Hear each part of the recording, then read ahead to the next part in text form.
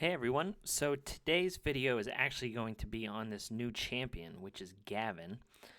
Um, so Gavin, uh, I don't think he's really relevant right now,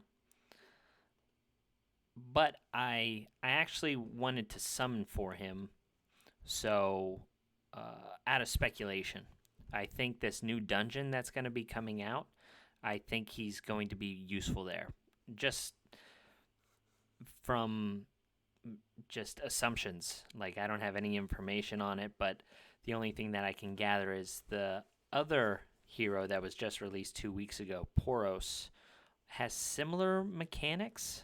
So I think both those champions are kind of, or heroes are used for the new dungeon. But anyway, I do have Gavin at 60, and I'm going to show you where maybe you could use him if you pull him, and just give my analysis on him. But let's just talk about what he does here. So he has this trait that says attacks ignore 30% of the target's defense. So that's a very strong trait. You know, anytime that you have a character that just automatically ignores defense, that's pretty strong. And then on top of that, the percentage is increased by 10% for every positive effect he has, but it's capped at 80%. So if he has 5 buffs on himself, he'll be ignoring 80% of a hero's defense. That is huge. It's extremely huge in PvP. And then from a PvE standpoint, I'm assuming it's pretty pretty good. And we're gonna showcase him in PvE here today. He does have a buff on his Ascension, which is sadly Ascension 5, where he gains a random attack stats up. So one of these 3, attack up, crit damage up, or damage up, which are all strong at the start of his turn. So he kind of helps out ignoring additional defense if he's ascended. So if he's ascended, you're basically ignoring 40% of any hero's defense right off the bat. So pretty strong. His basic ability does the same thing as what his Ascended 2 does. Whenever he attacks, he'll get one of those random stats up, so that's a pretty good basic ability. He has this passive that says when attacked, if he has 2 or more positive effects, he launches a counterattack with this ability to deal 110% damage to one enemy and then recovers health equal to 30% of the damage dealt, and then he duplicates one of the enemy's positive effects on himself. So that's always good to have self-sustain on a character, especially an attack character, because that allows you to build them a little tankier, maybe in some dragon scale sets, or just prioritize health. So that's always nice to have. So his kit is looking pretty good so far, as well as duplicating an enemy's positive effect, which then ties into his trait to ignore more defense. So pretty nice. And then his ultimate ability deals 200% damage, 220 if you have him booked. And he gains immune, which is a very strong buff, for 2 turns. Then also, if the enemy has positive effects or their health is below 50%, it launches a bonus attack with the special ability. So it says with the special ability, but here it says passive. I believe this is the skill that they're talking about when it comes to the ultimate. So very strong kit on paper. Now the problem is one, there's no real great place that this trait is used right now other than Tulpa.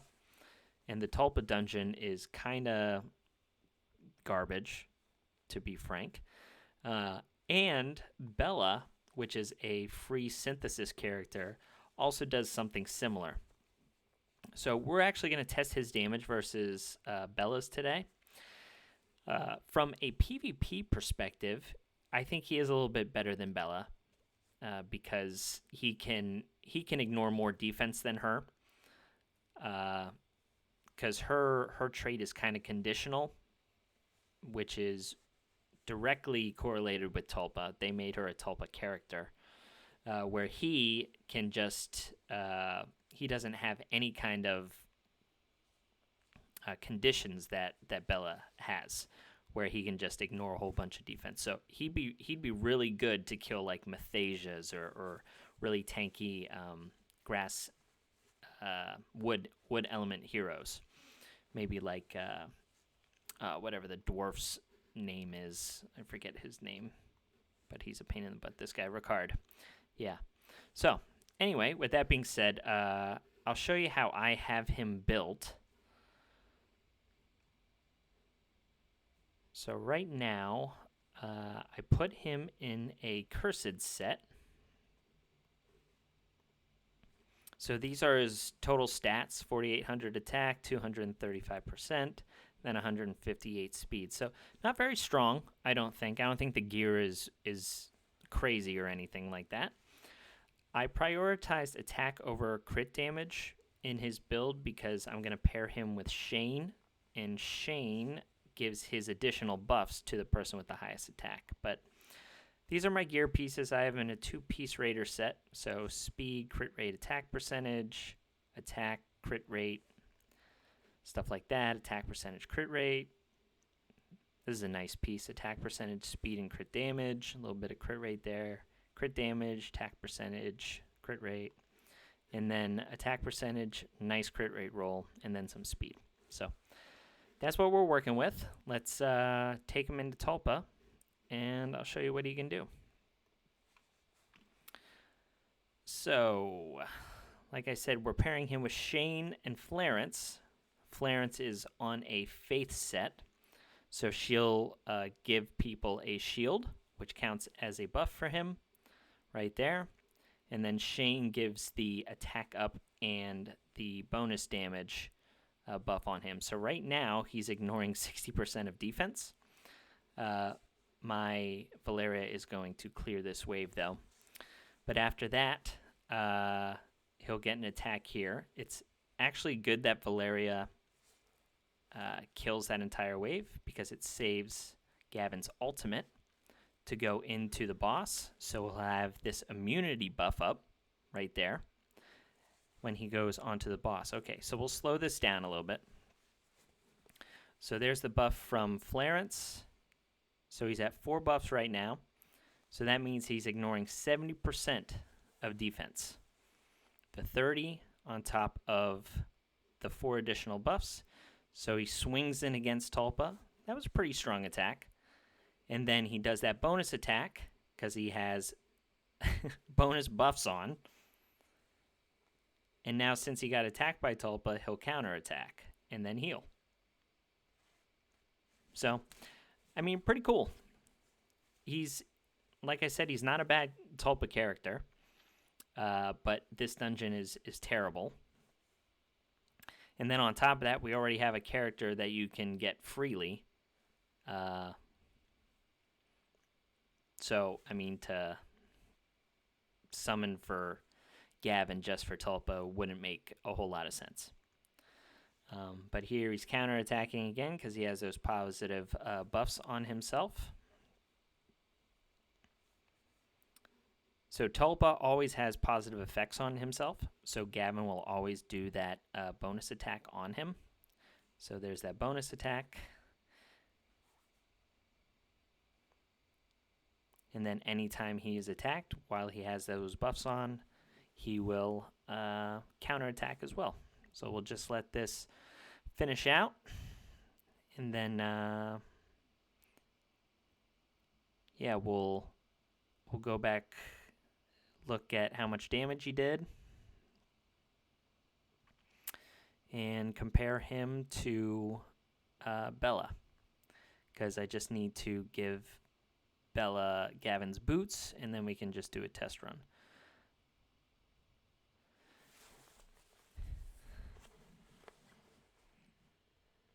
So, I mean, pretty solid damage. He's getting a lot of bonus attacks. He's triggering some of the cursed set there.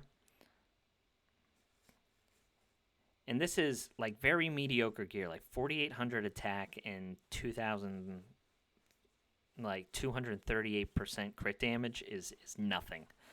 So, yeah, I think he has a lot of potential.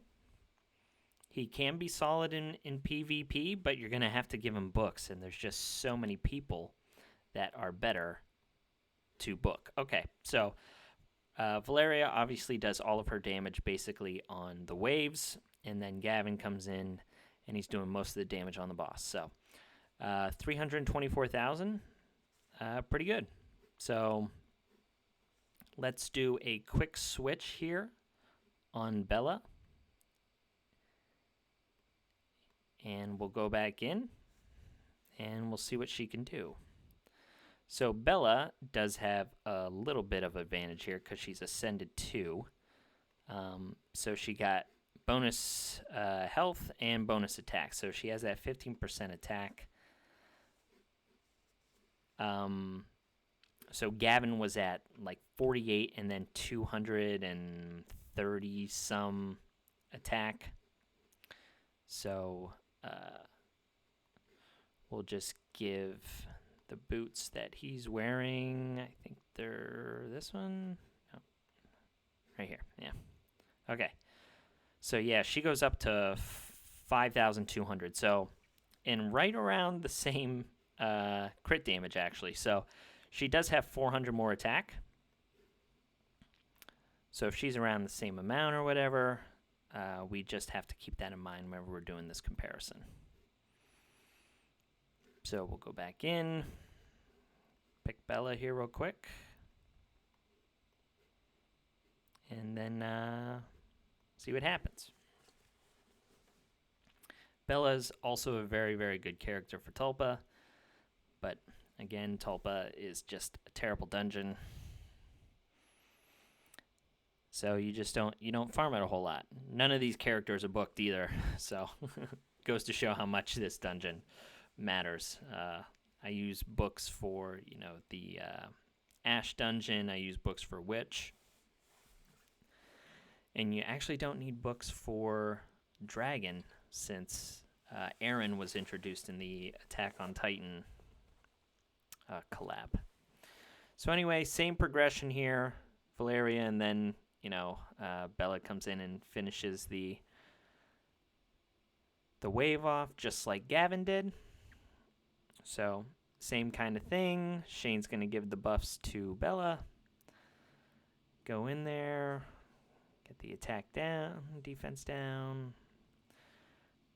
And then Valeria. All right, and then Bella with her big attack. So she's doing a little bit more damage here, it looks like. Oh, yeah. Definitely more damage from Bella. Gavin does have the sustain, though, that Bella does not have. She kind of has some on her basic ability. She'll heal whoever has the lowest health. But she's definitely putting out more damage here, for sure, against Tulpa. Yeah, his meter's going down a lot further. So Gavin is an option here. He did fine. You're never going to break any kind of speed records with him going against Tulpa, but he's another viable option. If you don't have the resources for Bella or you were lucky to pull him, I guess he's an option. But after this, we'll do just one little spin in the arena. And then that'll be it for this showcase.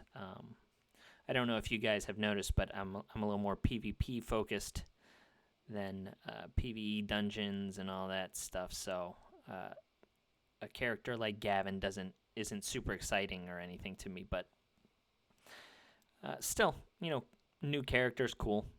I just wish that you didn't need books for everything, to make a character completely playable or whatever. All right, and now Bella should just finish him off. Yep. And then boom. Nice. Okay. So there you have it. Gavin was at like 324,000 or something like that. Yeah. And for some reason, this is a little... Oh, because he was doing damage against the minions of the boss, where he was counterattacking, where she just focused the boss. So, but I think it was very noticeable that you could see that Bella was obviously taking down the chunks a little bit more than Gavin. But still, yeah, that's the comparison there. You have very similar traits like that. Now, when it comes to PvP, I think Gavin does have a little bit of a gap ahead of Bella. So if you look at Bella, she has, a similar trait where all of her attacks ignore 20%, where Gavin's is 30. But if they have a defense up, she additionally ignores 30% right away. So she can ignore 50% without having any kind of buff. And then her ultimate ability scales on damage based on the amount of buffs on her. So similar in ways and then different in others. But anyway, let's take Gavin just for a little spin in Arena. I'll grab his boots back. And I will say that if you were to run him in Arena, you probably want to use the Assassin set just to maximize your damage.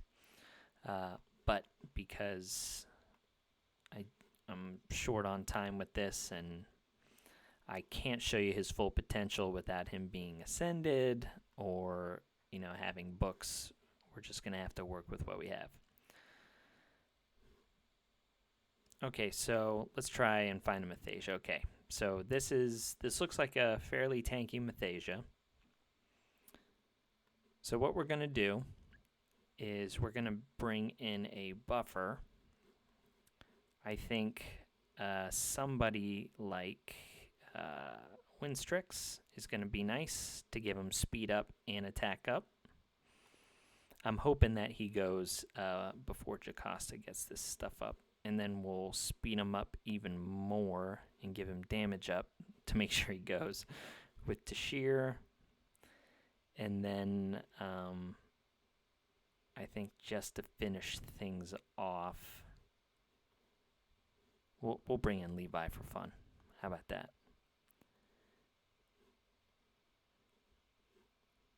And then Gavin. Oh, we can't bring in Levi because he's going to go first. Who can we bring in? Man. Well, we'll bring in our own Jocasta to give him more buffs. Okay, this is going to be good. Hopefully we go before Jocasta. All right, so let's see here. Okay, yeah, so we're going to have to speed up. All right, so this Mathasia has 33,000 health. That's pretty good. I think this is going to be a decent indicator. Oh, and we landed defense down. I probably shouldn't have done that. Okay, so this is going to give invincible and heal over time. So there's 2 buffs. We'll get the speed boost. So we're at 4 buffs there. And then additional damage. Okay, so this is 5 buffs. So this is ignoring 80%. Let's see if he can one-shot this Mathasia. Oh, close. He got the bonus attack from, I'm pretty sure from the Cursed set. But that was decent damage for, again, somebody who's not in very good gear. He's counterattacking there, which did, basically nothing. Yeah, okay. So we'll just keep healing him, giving him more buffs. We'll reset his ultimate here. And then we'll take out Jocasta, I guess, who usually has... Okay, so she's got defense up and all this stuff, so... Yeah, that's pretty good damage.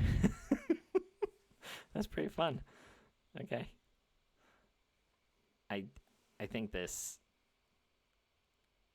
there's a counterattack. Okay, nice.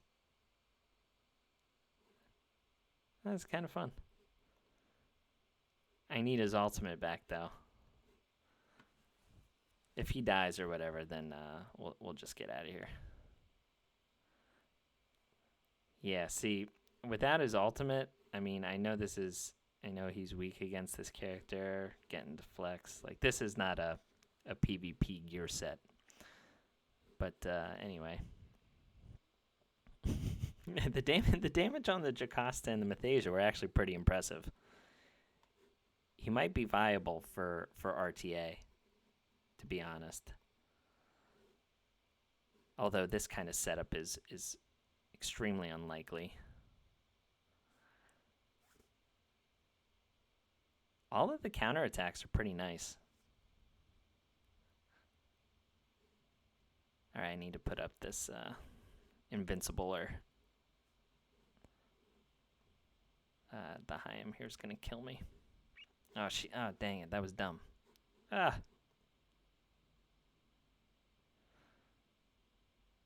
Is she gonna go? Oh man.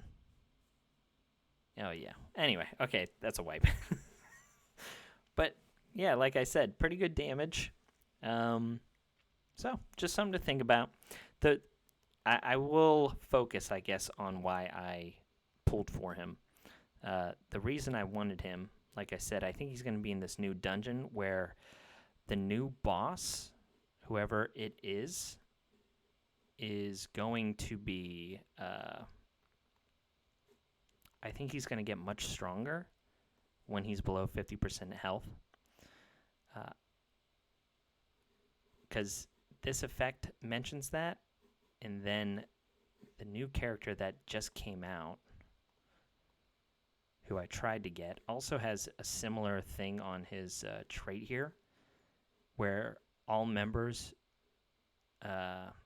do additional damage below 50% health. Like they're kind of pushing this, which makes me think that new dungeon is going to have some kind of mechanic like that. So I thought it was good, and I also thought that he might be good for PvP. And based on what I just saw there by that little damage test, I think he's got some potential against tank teams for sure. So anyway, that's all I got for you guys. Hope you enjoyed. Catch you later.